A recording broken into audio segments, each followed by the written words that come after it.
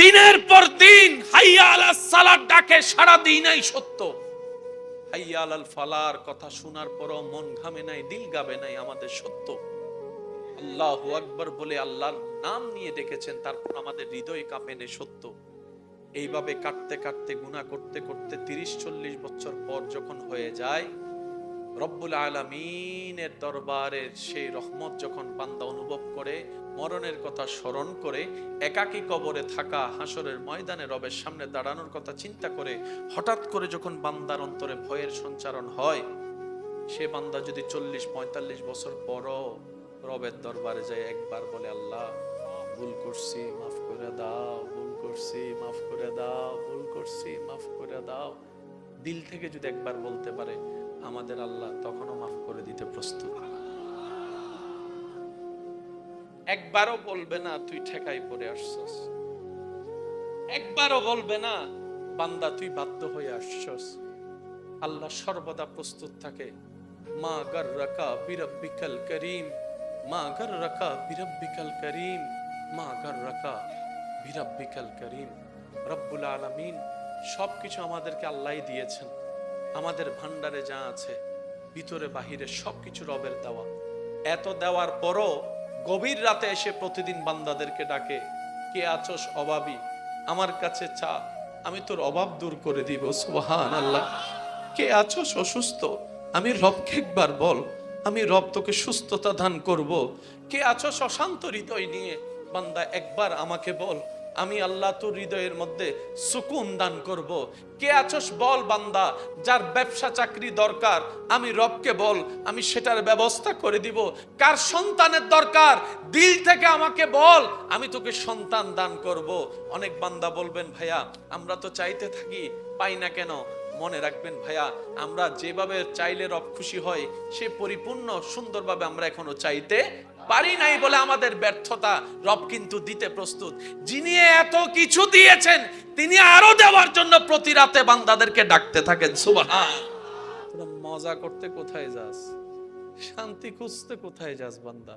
কোথাও নাই শান্তি। তোর দিল যেহেতু অশান্তি হয়েছে, তোর দিল বানানেওয়ালা আমি আল্লাহ। আমি আল্লাহর স্মরণটা তোর দিলকে শোনাই দেয়। আলা বিযিক্রিল্লাহি তাতমাইন্নুল কুলুব। আমার জিকির শুনতেই না শুনতেই তোর অশান্ত হৃদয় শান্তি হয়ে যাবে। সুবহানাল্লাহ। এবার আওয়াজ দিয়ে বলেন, আল্লাহ কি দেয় না, নাকি আমরা নিতে জানি না? ব্যর্থতা কাদের? দোষ কাদের? কমতি কাদের? সংসার চলাতে সংসার সংসার। পুরুষ মানুষ বয়স ধরে না, পুরুষ মানুষ বয়স মানে না। জিম্মাদারি যখন চলে আসে, ছোট্ট ছেলেও সংসার চালাতে, ইনকাম করতে রাস্তায় নেমে যায়।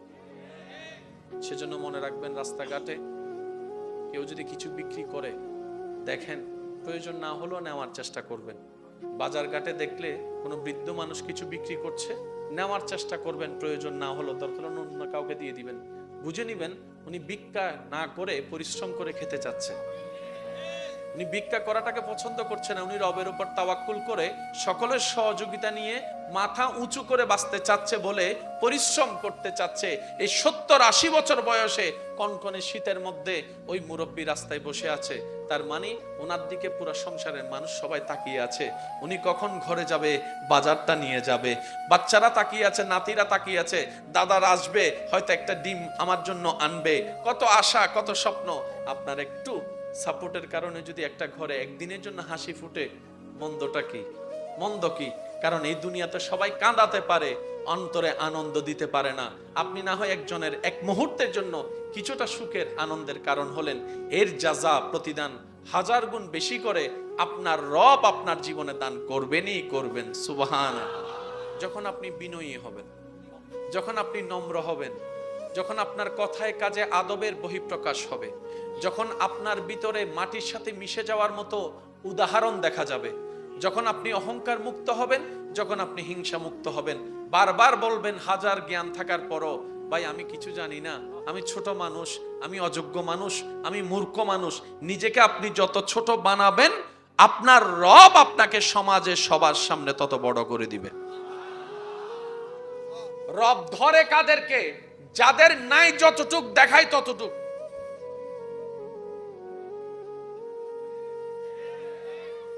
রব বলে যে তুই বুক ফুলালি কেন? বলে যে আল্লাহ জমিন আমার অনেক, সেজন্য আমার অহংকার অনেক। রব বলে যে জমিন তোর দিছে কে? আল্লাহ তুমি।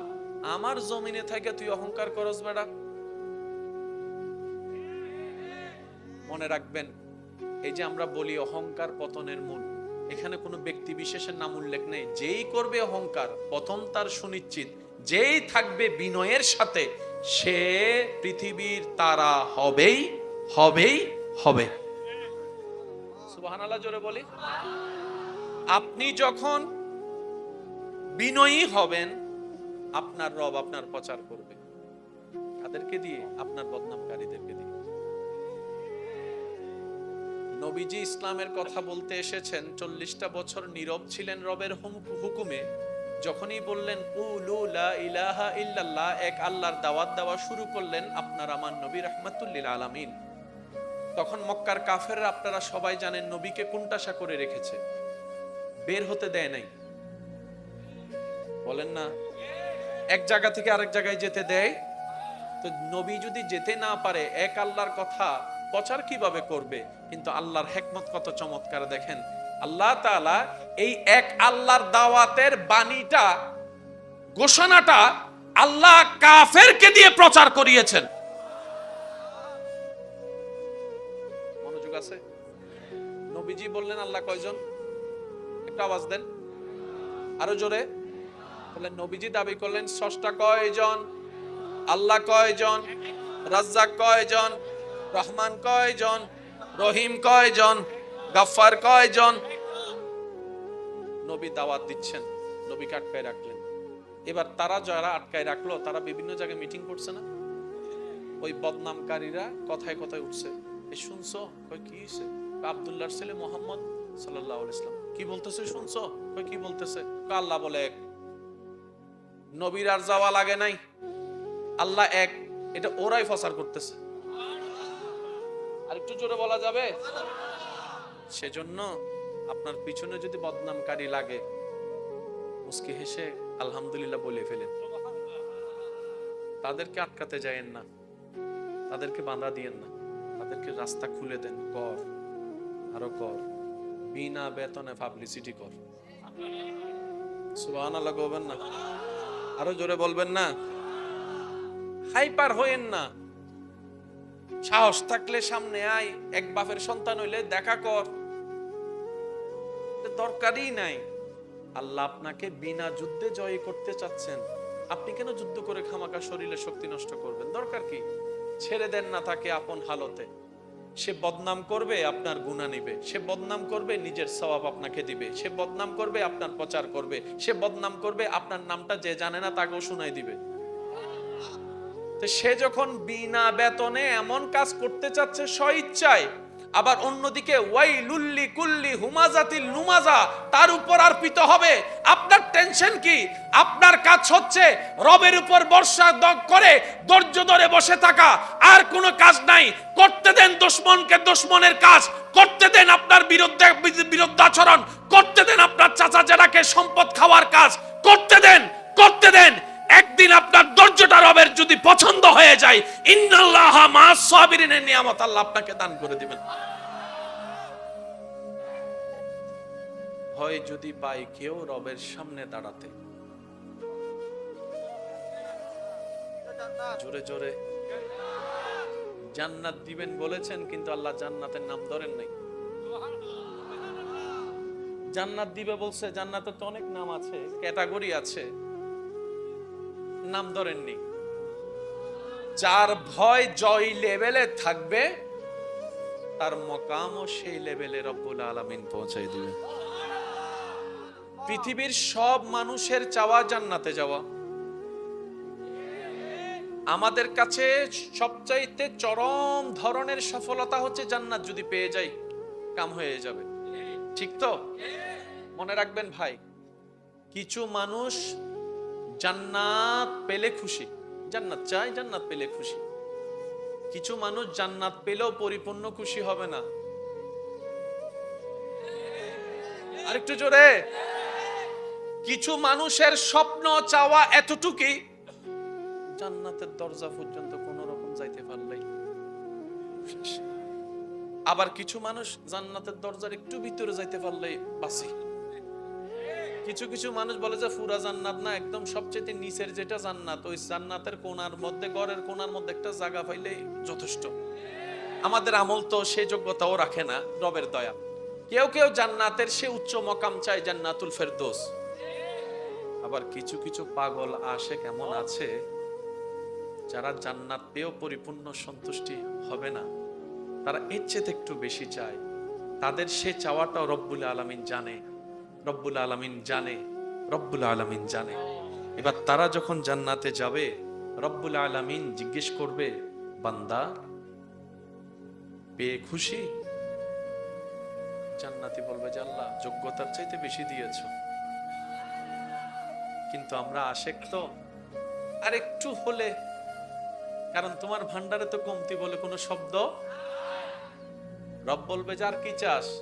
জান্নাতি বলবে যে আল্লাহ তুমি ভালো জানো আমাদের দিল কি চায়। রব্বুল আলামিন বলে যে আমি বুঝছি তো আমার বান্দারা, তোরা কি চাস।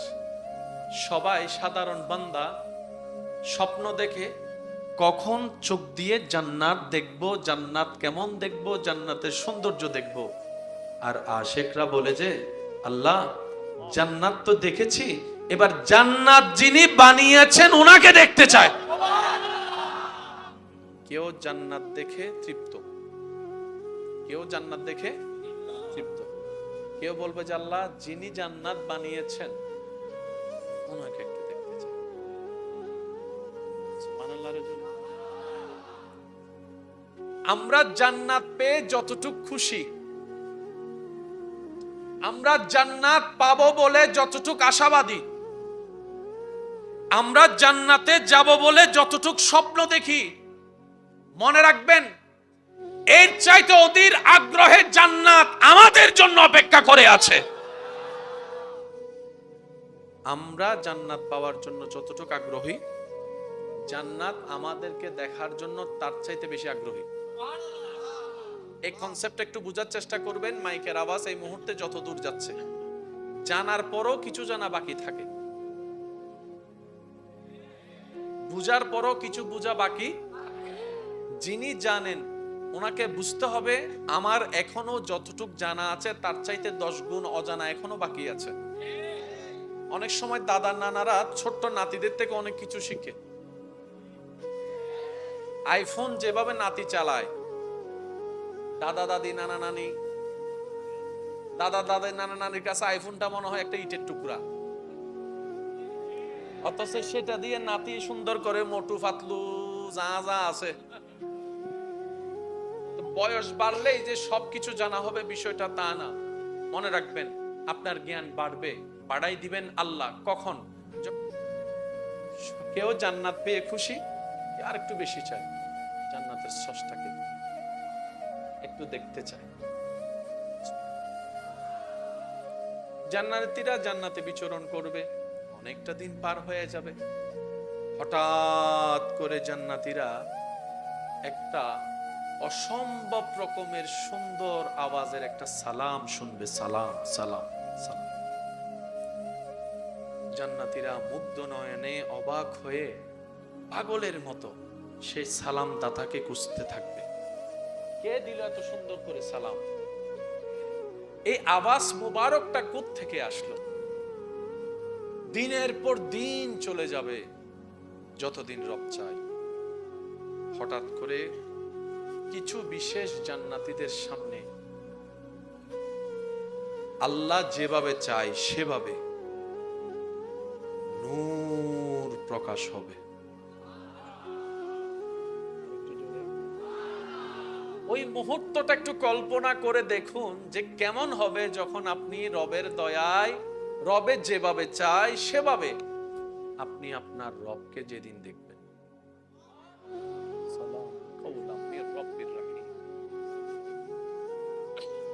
জান্নাতীরা অবাক হয়ে তাকায় থাকবে, কে কে কে কে।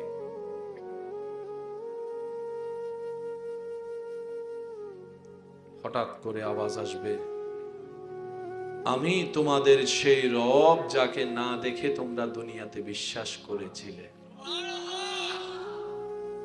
আমি তোমাদের সেই গফফার যার কাছে তোমরা অপরাধ করে তওবা করতে। আমি সেই রাজ্জাক যে রাজ্জাক তোমাদেরকে কারণে অকারণে সব সময় নিয়ামত দিয়ে রিজিক দিয়েছে।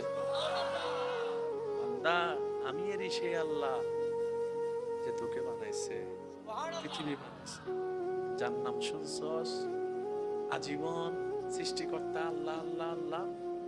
আমি আর কি তোর সেই আল্লাহ।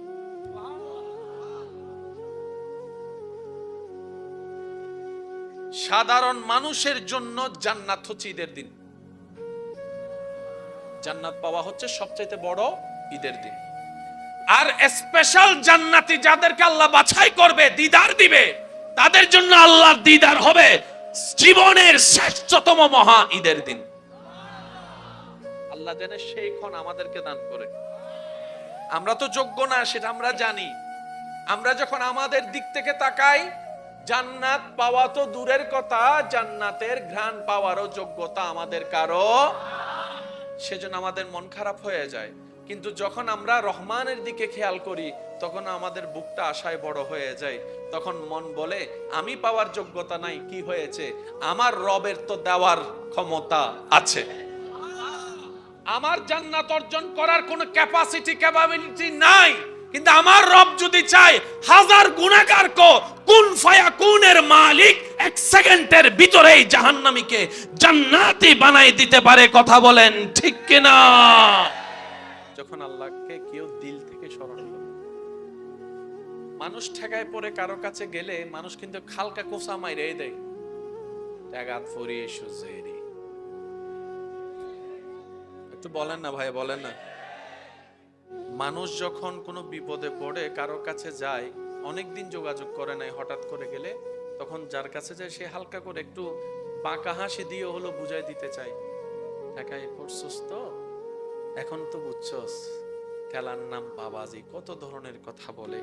মানুষ তখন তাকে আর আপন করে নিতে চায় না, কারণ তুমি আমাকে মহব্বত করে আসনি, ঠেকাই পড়ে এসেছো। তখন বিপরীত সাইডের মানুষ একটু পামে চলে আসে, পাওয়ারে চলে আসে। হ্যাঁ, নাই যতটুক তার চাইতে একটু বেশি ভাব দেখানোটা আমাদের অভ্যাসে হয়ে গিয়েছে। পক্ষান্তরে কুল কায়নাত যিনি সৃষ্টি করেছেন সেই আল্লাহর ব্যাপারটা একটু খেয়াল করে দেখেন। আসল মালিকের এত দয়াবান, তিনি এত দয়াবান, আমাদের রহমান, আমাদের রহিম।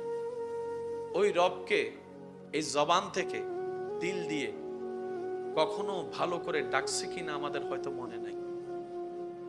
অনেকবার মুখে জবানে ডাকছি আল্লাহকে, কিন্তু দিল থেকে ভালোবাসা নিয়ে হয়তো ডাকাটা জীবনে, ভালোবাসা নিয়ে, টান নিয়ে ডাকা হয়নি। চলেন আজকে আমরা সবাই মিলে আমাদের আল্লাহকে দিল থেকে একটু ডাকার চেষ্টা করব। যাদের ইচ্ছা তারা আমার সাথে হবেন।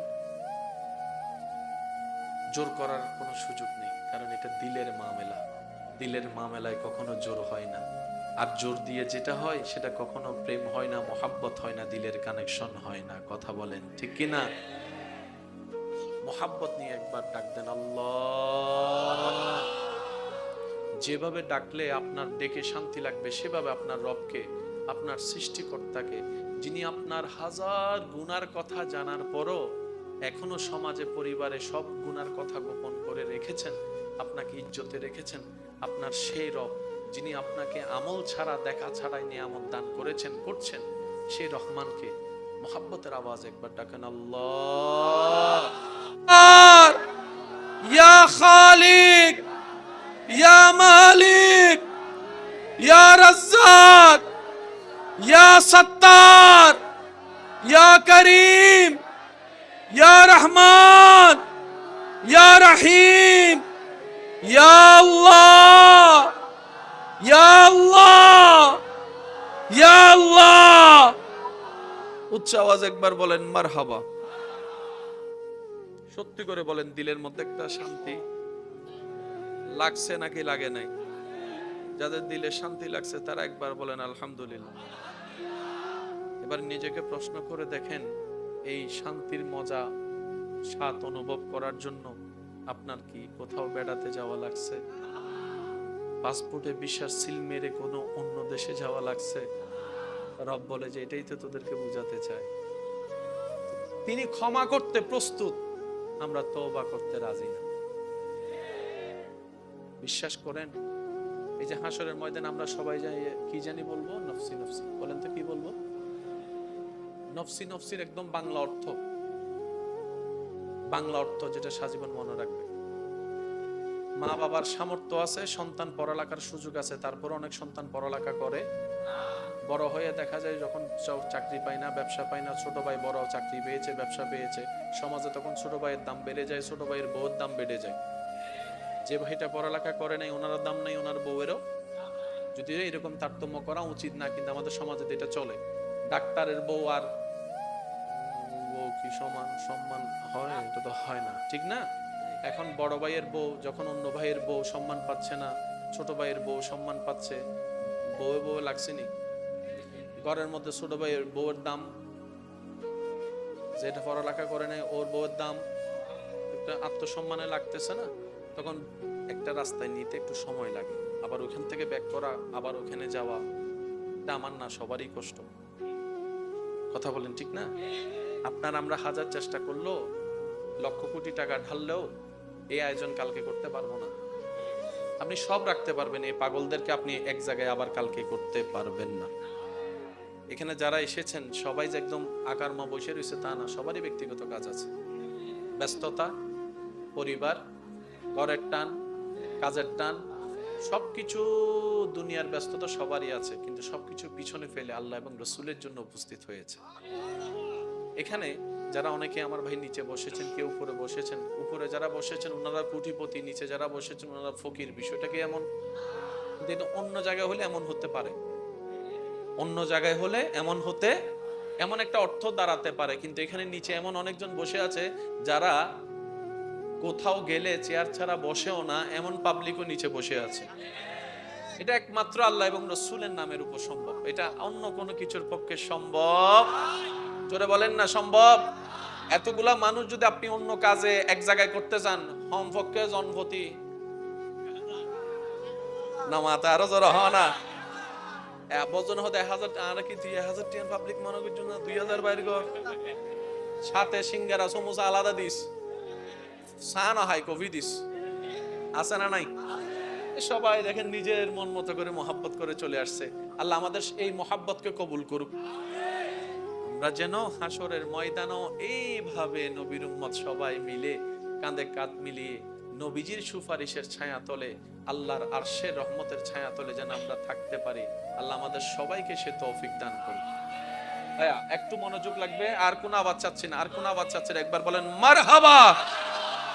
যখন আপনি বিনয়ী হবেন, যখন আপনি নম্র হবেন, যখন আপনার কথায় কাজে আদবের বহিঃপ্রকাশ হবে, যখন আপনার ভিতরে মাটির সাথে মিশে যাওয়ার মতো উদাহরণ দেখা যাবে, যখন আপনি অহংকার মুক্ত হবেন, যখন আপনি হিংসা মুক্ত হবেন, বারবার বলবেন হাজার জ্ঞান থাকার পরও, ভাই আমি কিছু জানি না, আমি ছোট মানুষ, আমি অযোগ্য মানুষ, আমি মূর্খ মানুষ, নিজেকে আপনি যত ছোট বানাবেন আপনার রব আপনাকে সমাজে সবার সামনে তত বড় করে দিবে। রব ধরে কাদেরকে? যাদের নাই যতটুক দেখায় ততটুক।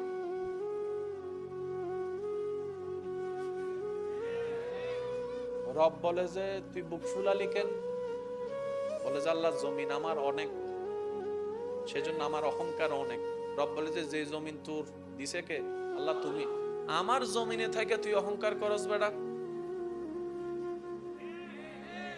মনে রাখবেন, এই যে আমরা বলি অহংকার পতনের মূল, এখানে কোনো ব্যক্তি বিশেষের নাম উল্লেখ নেই। যেই করবে অহংকার পতন তার সুনিশ্চিত, যেই থাকবে বিনয়ের সাথে সে পৃথিবীর তারা হবেই হবেই হবে। সুবহানাল্লাহ জোরে বলি। আপনি যখন বিনয়ী হবেন আপনার রব আপনার প্রচার করবে। কাদেরকে দিয়ে? আপনার বদনামকারীদেরকে দিয়ে। নবীজি ইসলামের কথা বলতে এসেছেন, 40টা বছর নীরব ছিলেন রবের হুকুমে। যখনই বললেন কুলু লা ইলাহা ইল্লাল্লাহ, এক আল্লাহর দাওয়াত দেওয়া শুরু করলেন, আপনার আমার নবী রাহমাতুল লিল আলামিন, তখন মক্কার কাফেররা, আপনারা সবাই জানেন, নবীকে কুণ্ঠাসা করে রেখেছে, বের হতে দেয় নাই। বলেন না, এক জায়গা থেকে আরেক জায়গায় যেতে দেয়। তো নবী যদি যেতে না পারে, এক আল্লাহর কথা প্রচার কিভাবে করবে? কিন্তু আল্লাহর হিকমত কত চমৎকার দেখেন। আল্লাহ তাআলা এই এক আল্লাহর দাওয়াতের বাণীটা, ঘোষণাটা আল্লাহ কাফেরকে দিয়ে প্রচার করিয়েছেন। মনোযোগ আছে? নবীজি বললেন আল্লাহ কয়জন? একটু আওয়াজ দেন, আরো জোরে বললেন। নবীজি দাবি করলেন স্রষ্টা কয়জন? আল্লাহ কয়জন? রাজ্জাক কয়জন? রহমান কয়জন? রহিম কয়জন? গাফফার কয়জন? নবী দাওয়াত দিচ্ছেন, নবীকে আটকায় রাখলেন। এবার তারা যারা আটকায় রাখলো, তারা বিভিন্ন জায়গায় মিটিং করছে না? ওই বদনামকারীরা কথায় কথায় উঠছে, এ শুনছো? কই কি হইছে? আব্দুল্লাহর ছেলে মুহাম্মদ সাল্লাল্লাহু আলাইহি ওয়াসাল্লাম কি বলতেছে শুনছো? কই কি বলতেছে? আল্লাহ বলে এক। নবীর আর যাওয়া লাগে নাই, আল্লাহ এক, এটা ওরাই প্রচার করতেছে। আর একটু জোরে বলা যাবে? সেজন্য আপনার পিছনে যদি বদনামকারী লাগে, মুস্কি হেসে আলহামদুলিল্লাহ বলে ফেলেন। তাদেরকে আটকাতে যায়েন না, তাদেরকে বাধা দিয়েন না, তাদেরকে রাস্তা খুলে দেন। কর, আরো কর, বিনা বেতনে পাবলিসিটি কর। সুবহানাল্লাহ বলবেন না? আরো জোরে বলবেন না? হাইপার হইেন না। সাহস থাকলে সামনে আয়, এক বাপের সন্তান হইলে দেখা কর, দরকারই নাই। আল্লাহ আপনাকে বিনা যুদ্ধে জয় করতে চাচ্ছেন, আপনি কেন যুদ্ধ করে খামাকা শরীরে শক্তি নষ্ট করবেন? দরকার কি? ছেড়ে দেন না তাকে আপন হালতে। সে বদনাম করবে, আপনার গুনাহ নিবে। সে বদনাম করবে, নিজের সওয়াব আপনাকে দিবে। সে বদনাম করবে, আপনার প্রচার করবে। সে বদনাম করবে, আপনার নামটা যে জানে না তাকেও শুনাই দিবে। তো সে যখন বিনা বেতনে এমন কাজ করতে চাচ্ছে স্বইচ্ছায়, আবার অন্যদিকে ওয়াইলুল লিকুল্লি হুমাজাতিল লুমাজা, তার উপর অর্পিত হবে। আপনার টেনশন কি? আপনার কাজ হচ্ছে রবের উপর ভরসা করে ধৈর্য ধরে বসে থাকা, আর কোনো কাজ নাই। করতে দেন দুশমনকে দুশমনের কাজ, করতে দেন আপনার বিরুদ্ধাচরণ, করতে দেন আপনার চাচা জেরাকে সম্পদ খাওয়ার কাজ, করতে দেন, করতে দেন। একদিন আপনার ধৈর্যটা রবের যদি পছন্দ হয়ে যায়, ইন্নাল্লাহা মা'আস সাবিরিনের নিয়ামত আল্লাহ আপনাকে দান করে দিবেন।